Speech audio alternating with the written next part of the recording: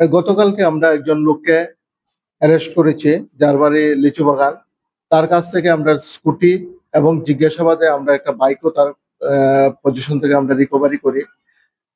তাদের যাকে আমরা অ্যারেস্ট করেছি তাকে 15/2026 কেস কানেকশনে আজকে আমরা পুলিশ রিমান্ড চেয়ে কোর্টে ফরওয়ার্ড করব।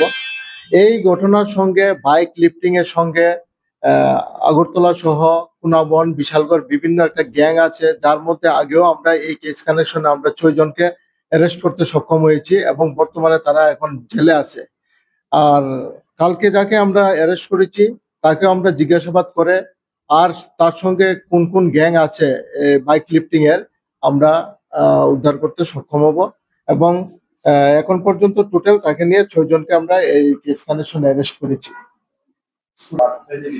অ্যাকচুয়ালি তার পজিশন থেকে যে স্কুটিটা পাওয়া গেছে তাকে আমরা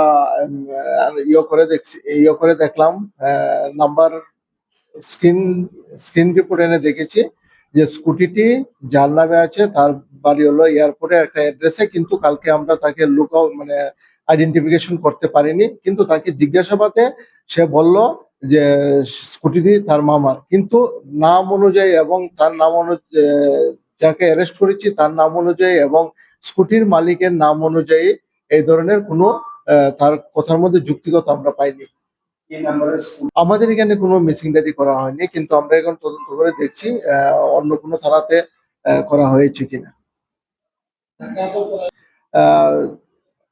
এই কেস কানেকশনে প্রথম যে 5 জনকে অ্যারেস্ট করা হয়েছিল তাদের জিজ্ঞাসাবাদে যে তারা এই গ্যাং এর সঙ্গে অ্যাসোসিয়েট হিসাবে আমরা পেয়েছি তাদের ইন্টারোগেশন রিপোর্টে, এবং কালকে এই তথ্যের ভিত্তিতে তাকে আমরা অ্যারেস্ট করেছি এবং তার পজিশন থেকে একটা বাইক এবং একটা স্কুটি আমরা উদ্ধার করতে সক্ষম হয়েছি।